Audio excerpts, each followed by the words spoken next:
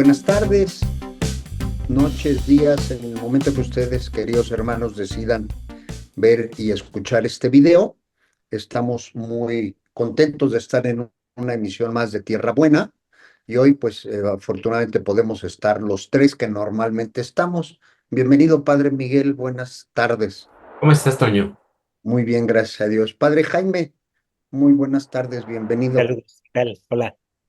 Y el diácono José Antonio Tame, y estamos con el gusto de siempre de poder compartir con ustedes. Y hoy, pues como ustedes saben, ya el próximo domingo es 24º del tiempo ordinario, y entonces vamos a platicar del Evangelio, seguiremos escuchando a Marcos y vamos a reflexionar sobre él y algunas lecturas. Padre Miguel, ¿quisieras hacer un comentario inicial? Nada más recordarles que hemos dicho muchas veces que el Evangelio de Marcos se divide en dos grandes secciones. Y el quicio, la bisagra de estas dos grandes secciones es el capítulo 8 que hoy vamos a reflexionar, en donde se nos aclara el Evangelio de Marcos en la primera parte, va preguntando quién es este que hasta el viento obedece, quién es este que tiene poder para expulsar los demonios, con qué autoridad habla. Y en el capítulo 8 sale adelante Pedro diciendo unas cosas muy, muy bellas que ahorita vamos a escuchar. Y después de la segunda parte, del capítulo 8 en la segunda parte, se va a tratar en el Evangelio de Marcos cómo es el mesianismo de Jesús. ¿Qué tipo de mesianismo? Porque hay que recordar que los judíos estaban esperando un Mesías muy distinto de Jesús, un Mesías no encarnado, sino un hombre cualquiera que iba a poner a Israel en la cúspide de las naciones y que iba a correr a las dominaciones de los romanos, al imperio romano.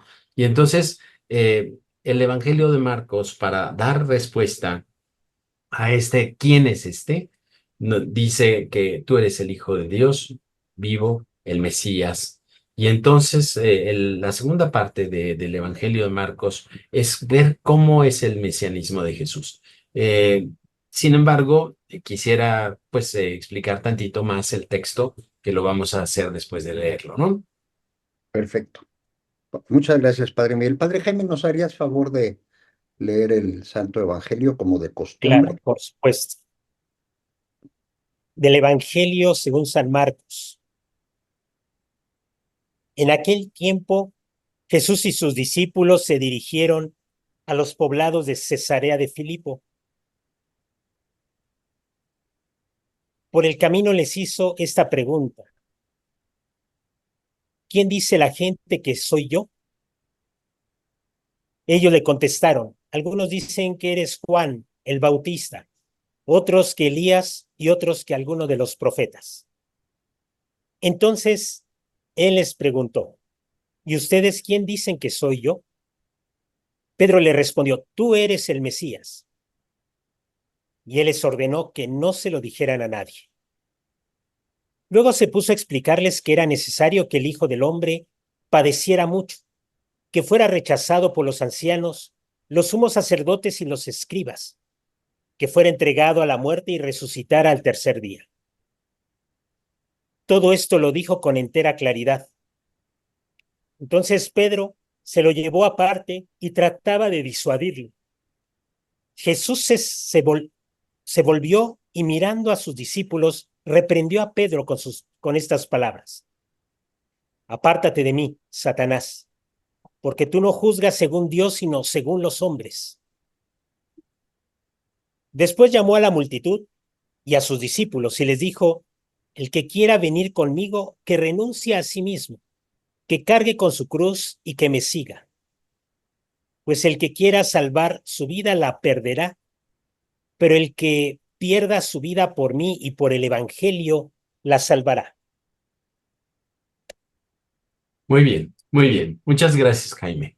Sí, Eh, Hay varios fragmentos que yo quisiera tener en consideración. La primera parte se trata de la encuesta que hace Jesús con sus discípulos, les toma el pulso, vamos a decir, de las opiniones de la gente. No es que Ujú. Jesús sea una persona muy preocupada por las opiniones, pero sí las opiniones son muy, muy importantes para Jesús, porque en base a lo que le dicen, puede tomar ejemplos, puede tomar argumentos para explicarle a la gente. Siempre hay que tomar el pulso de cómo se están entendiendo las cosas. Por eso es tan importante y les insistimos que nos den sus comentarios. No, no, por ejemplo, en el Tierra Buena, que no nos digan qué bonito, nos pareció muy interesante, sino que nos den sus comentarios y comenten lo que han aprendido, lo que han escuchado, lo que les ha caído el 20, vamos a decirlo así, porque esto es tomarle el pulso a nuestro auditorio, es estar en un diálogo con nuestro auditorio. Y Jesús lo hace con sus discípulos. ¿Quién dice la gente que soy yo? Y los discípulos le dicen, pues unos dicen que eres Juan el Bautista. Recordemos que Juan el Bautista había muerto, lo habían decapitado, Herodes lo había mandado matar. Luego, unos dicen que Juan el Bautista, otros dicen que Elías, otros dicen que alguno de los profetas. Es decir, no es que sea la reencarnación de estas personas, sino que el espíritu, la autoridad que tenía Jesús, la atribuyen a Juan el Bautista, que era un profeta catastrófico, muy importante en el pueblo judío. Él hablaba de que ya se venía la debacle, ¿no? Elías era un profeta, el más grande de los profetas del Antiguo Testamento. Lo encontramos en el texto de la Transfiguración con Moisés. Moisés como representante de la ley y Elías como representante de los profetas. Y entonces son personas que a la gente le gustaba estar en contacto con él, con ellos, ¿no? Y algunos de los profetas, ya de Perdis, ¿no? De Perdis, alguno de los profetas. Y no les contesta Jesús nada, sino les revira la pregunta. ¿Y ustedes quién dicen que soy yo? Y Pedro se anticipa y le dice, tú eres el Mesías. En otro texto, tú eres el Mesías, el Hijo de Dios vivo. Es decir, el Mesías. Me gustaría hablar de la palabra Mesías. La palabra Mesías, que significa el ungido, se dio como una tipificación de toda la salvación que el pueblo de Israel estaba esperando. En la antigüedad, en el destierro de Babilonia, hubo un rey persa, que fue el rey Ciro, que liberó con un decreto a los israelitas para que regresaran a Jerusalén. Y este rey Ciro, nosotros lo conocemos porque en la liturgia se canta en griego su nombre, Kyrios, Kyrios. El Kyrios es el Ciro, el libertador. Entonces, cuando nosotros decimos Cristo, estamos refiriéndonos a Ciro, el libertador, que da nombre a una expresión mesiánica. Es el ungido que libera al pueblo, asociado con este personaje, histórico que era Ciro, el rey de Persia.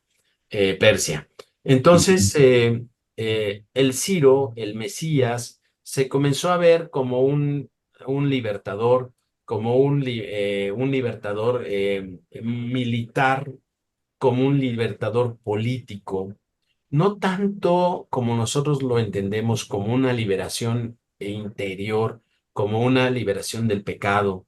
Sí existía la conciencia de que iba a haber una liberación del pecado, porque la promesa que había hecho Dios en el Antiguo Testamento al pueblo de Israel después del pecado de Adán y de Eva, fue que iba a nacer un libertador de este pecado. Pero el pueblo de Israel se sentía dominado por el Imperio Romano y lo inmediato que estaban esperando, lejos de pensar en una liberación interior, lo inmediato que estaban preocupados por liberar era la economía, la política, la tierra, el trabajo, los impuestos. Y entonces, por eso el secreto mesiánico del Evangelio de Marcos. Cuántas veces la gente, los endemoniados, los apóstoles le dicen, tú eres el Mesías, los manda a callar Jesús para que no se confunda con este concepto de mesianismo que tenían los judíos de la época, ¿no? Entonces, es una realidad que Jesús es el Mesías, pero no un Mesías político, no un Mesías militar, no un Mesías celota, un Mesías de guerrilla, sino un Mesías profundo. Y Ujú, entonces no les dice que sí, no, ni le dice que no. Eh, Pedro hace la manifestación de que tú eres el Mesías, y entonces Jesús se comienza a referir a su tipo de mesianismo. Y lo primero que hace es anunciar la muerte y la resurrección, la muerte en la cruz. Y entonces Pedro se queda así como, pues me la cambiaste, ¿no? Me cambiaste la jugada y le dice, no, no, no, no, no, no, no, no, no, no, no, libre de Dios, te libre Dios de esas cosas, ¿no? Y entonces hay una frase que nosotros hemos entendido muy difícilmente. Aléjate de mí, Satanás, porque no piensas como Dios, sino como los hombres. Es decir, yo he investigado a qué se refiere aléjate de mí, Satanás, porque parece una frase muy pues, excluyente, ¿no? ujú, Eh, la, la, la explicación más bella que yo he entendido de pues, los judíos que hablan de esto es que en el hebreo y en el griego que utiliza Marcos, la palabra puede significar aléjate, pero que en el hebreo antiguo significaría ponte detrás. Ujú. Ponte detrás de mí, Satanás. Es decir, yo conduzco, tú no eres el que me conduces, ¿no? Y esto me encanta porque en mi vida personal yo veo que mi tendencia es yo conducir a Dios. Ujú. Yo decirle a Dios lo que debe de hacer. Ujú. Y el asunto después de la palabra de Dios, después de escuchar la palabra de Dios, es yo ponerme detrás de Jesús. Jesús va al frente y a donde me quiera llevar, a donde me quiera llevar. Muchas veces me lleva a pastos tranquilos y a fuentes tranquilas para ujú, reparar mis fuerzas, pero a veces me lleva a donde yo no quiero. Ponte detrás de mí, Satanás. No es aléjate, ya no quiero saber nada de ti. No, es que yo soy el que mando, yo soy el que decido a dónde vamos a ir, yo soy el maestro. Si tú me dices que soy el Mesías, yo te voy a ordenar lo que debes hacer. Y entonces Pedro, que se quiso subir de nivel, se quiso, pues como dándose de bueno, defendiendo a Jesús, tiene que ocupar su lugar. El lugar de todos, de Pedro y de todos nosotros, es detrás de Jesús, no adelante. Y yo me descubro en mi oración que siempre estoy tratando de conducir a Dios, ¿no? Fíjate en esto, no me gusta esto, date cuenta de esto, como si Dios no fuera suficientemente hábil o sabio para darse cuenta de qué debe de hacer con nosotros. ujú. La oración muchas veces es hacerle manita de puerco a Dios, chantajearlo, sobajarlo, decirle que es un tonto, que no se da cuenta, que se distrajo. Eh, mm, la oración cristiana es ponerse detrás de Jesús y, y caminar hacia donde Jesús quiere. ¿Y dónde quiere? Pues ya lo veremos en la segunda parte del Evangelio.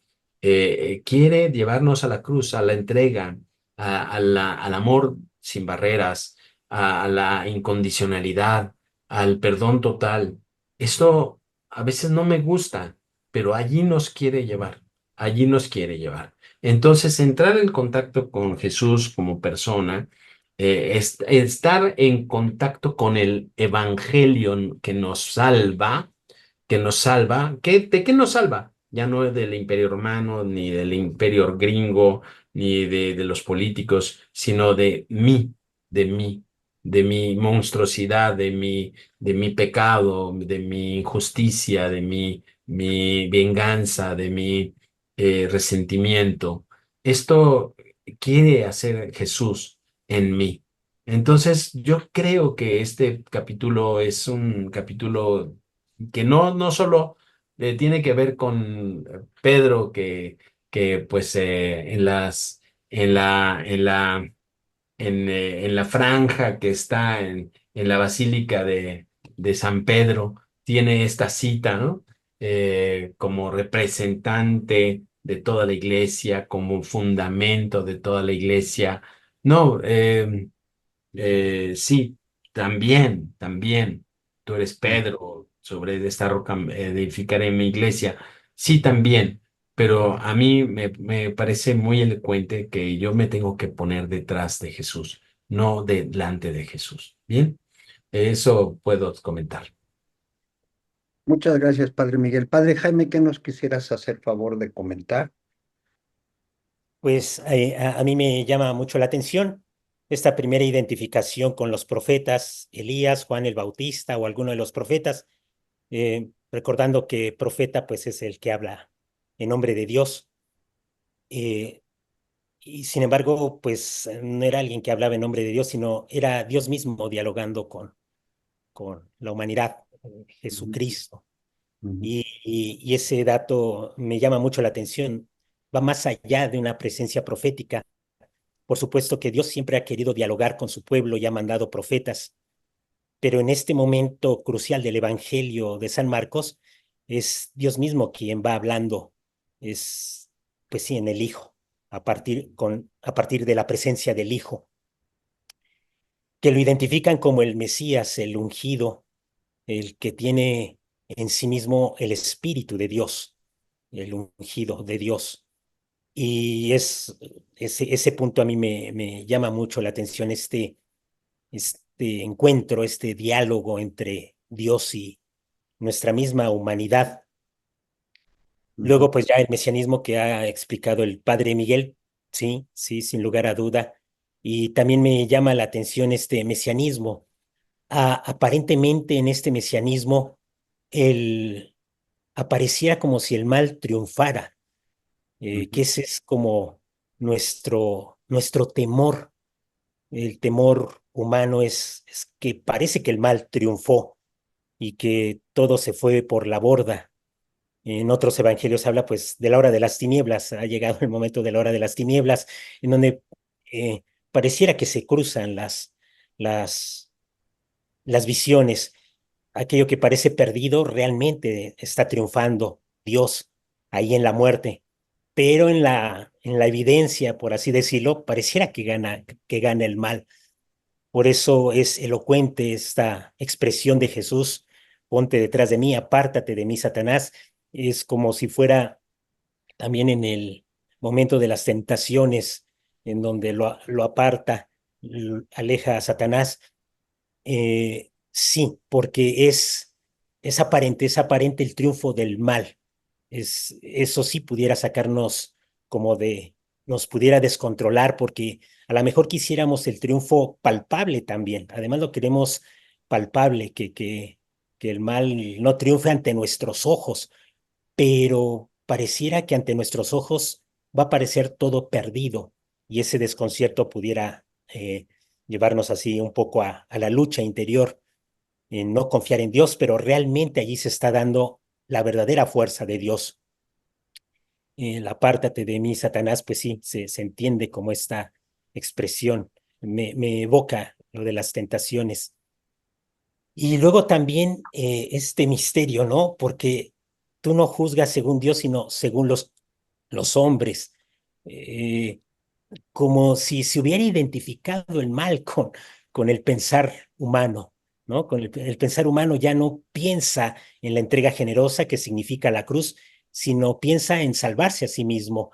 Y eso parece identificarse, ¿no? Pareciera identificarse porque es, apártate de mí, Satanás, porque tú no juzgas según Dios, sino según los hombres, como eh, si el mal ha absorbido pues nuestros pensamientos, nuestras intenciones, nuestros corazones, a tal grado lo ha absorbido que pensamos solo en nosotros mismos, ya no pensamos en nada más, ni siquiera en la entrega generosa. Eso a mí también me llama mucho la atención, esta expresión, como si de identificar esta maldad con el pensar de los hombres. Por eso es que creo que al final del Evangelio la invitación es muy elocuente, es a identificarse con Jesús. Si nuestro corazón se ha ido guiando por pues, la soberbia, el egoísmo, el buscarme a mí mismo, el buscar mi poderío a partir de mi narcisismo, buscar yo sobre todas las cosas quedar bien, si ese ha sido mi criterio, Jesús, el mesianismo de Jesús también significa una invitación a identificarse con él. Desde el amor, ya lo decía el Padre Miguel, desde la generosidad que significa la cruz. Y es una nueva identificación. El hombre nace de nuevo. La invitación de Jesús es a un nuevo nacimiento. Llamó a la multitud y a sus discípulos y les dijo, el que quiera venir conmigo, que renuncie a sí mismo. Entonces, esta frase Ujú. va, va en contra, o bueno, por así decirlo, va sí en contra de la expresión anterior. Los hombres juzgamos no según Dios, sino según el mal, nuestra maldad. Pero con Jesús, pero con Cristo, pero con este seguimiento, con esta invitación que Él nos hace, la renuncia a sí mismo se vuelve una experiencia real, una experiencia de plenitud, aunque aparentemente el mal pudiera estar triunfando, el mal pudiera estar ahí diciendo, pues yo gané, yo tenía la razón, pero no, ya en la experiencia de fe, en la experiencia de Jesús, en la experiencia con Jesús, esta renuncia a sí mismo nos mete en un dinamismo de amor, en un dinamismo de felicidad, de dicha. Sí es cargar la cruz, por supuesto, sí es esta entrega generosa y hay la posibilidad de seguir a Jesús. Y bueno, aquí ya en la última expresión, pues sí se revela esto de que quiera salvar su vida, lo que es el pensamiento egoísta, salvar mi vida, verme a mí mismo, el criterio único soy yo mismo, para buscar un trabajo mi criterio es yo mismo, para buscar una persona con quien realizar mi vida es yo mismo, busco salvarme a mí, para buscar hacer algunos proyectos soy yo mismo, en fin, está presente esa tendencia nuestra y pues dice, aquí Jesús ya concluye este trozo del Evangelio diciendo, el que quiera salvar su vida, la perderá, sí, sí es real, la perdemos, aunque aparentemente triunfamos, aparentemente nos posicionamos, aparentemente nos empoderamos, pero eso es ficticio. Pero el que la pierda, el que pierda su vida por mí, por el Evangelio, ahí la causa es Jesús. La causa por la que uno pierde su vida, si así quiere uno expresarlo, la causa por la que yo me identifico es por el Evangelio, por la persona de Jesús. Ni siquiera es nada más por unos valores ahí etéreos, no es ni siquiera por unos valores sublimes, sino es por la persona de Jesús, es por la buena noticia de Jesús. Entonces el hombre queda salvado, nos salvamos, porque hemos podido descubrir en medio de nuestra vida, en medio a veces de nuestros arrebatos, en donde decimos, Dios no puede ser así, yo mejor lo que quiero. En medio de esos arrebatos sí podemos descubrir esta presencia de, de la buena nueva de Jesús y nos salva de nuestra propia maldad, que ya también ya lo había comentado el Padre Miguel. yo por ahí pongo esto. Muchas gracias, Padre Jaime. Pues yo quisiera ligar la segunda lectura con esto que nos dice Jesús hoy en el Evangelio, porque pues Jesús ya en la última parte nos dice, el que quiera salvar su vida la perderá, pero el que pierda su vida por mí y por el Evangelio. ¿Y cuál es el Evangelio de Jesús? Pues nos lo dice en la carta del apóstol Santiago, en donde nos dice que una fe sin obras está vacía, ¿no? Que las obras se tienen, o la fe se tiene que traducir en obras, y estas obras pues se tienen que reflejar en la manera en cómo vivimos, ¿no? Y yo creo que también esta lectura de Marcos, yo la quisiera ligar con la lectura de hoy, del Santo Evangelio del día de hoy, en donde Lucas en el capítulo sexto, ya los últimos versículos, habla del amor, ¿no? Y entonces Jesús nos dice, tienes que amar al que no te quiere, tienes que amar al que te hace daño. Si alguien te toma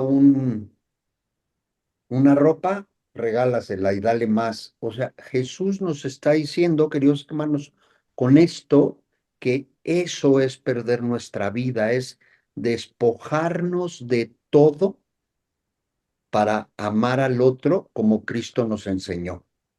¿Hasta dónde? Hasta donde Cristo nos enseñó, ¿no? Y Jesús mismo en este Evangelio de Lucas nos dice, pues si amas a quien te ama, ¿qué mérito tienes, no? Hasta el malo hace eso, ¿no? O si te portas bien con el que se porta bien contigo, pues ¿qué mérito tienes? Esa es, yo entiendo que esa es la cruz que nos está pidiendo Jesús que carguemos, que es una cruz en donde ahí tengo que poner toda mi egoísmo, toda mi soberbia, todo lo que me aleje de, de Jesús y poder realmente practicar su evangelio. Padre Miguel, ¿nos quisieras comentar? Sí, nada más un comentario. Se me olvidó mencionar la personalidad de Satanás en este episodio, porque le hemos dado una carga muy distinta en la historia de la iglesia a este personaje, ¿no? Ujú, Personaje que sí existe el mal personificado. En la fe de la iglesia sí existe este mal personificado, pero en los textos del Evangelio va cambiando el concepto. Eh, y, y Satanás en el Antiguo Testamento es no es el espíritu del mal, el demonio con cuernos y trinche rojo, ¿no? Sino es una especie de acusador. Ujú. Está el que está en la corte de Dios diciéndole, fíjate en esta persona que puede estar faltándote, te da una cara y pues es distinta. Es un acusador que está fastidiándonos y está tentándonos para que nosotros nos separemos del proyecto. Lo hizo con Job en el Antiguo Testamento. Satanás es el que está diciéndole a Dios, él te sirve porque pues no le ha pasado nada en la vida, ¿no? Si tú le quitas algo, vas a ver que respinga. Entonces es como una persona en la corte de Dios que le está diciendo, no, el nombre no es lo que tú piensas, ¿no? Entonces, eh, por eso no juzgas como Dios, sino juzgas como los hombres. Eh, aléjate de mí, Satanás. Es decir, aléjate de mí el instigador, el que está tentando para que nosotros los hombres nos pongamos enfrente de Dios. No, pásate de atrás, pásate detrás. Tú no eres más que un cortesano. Tú no eres más que un seguidor. No eres el maestro soy yo. Ujú.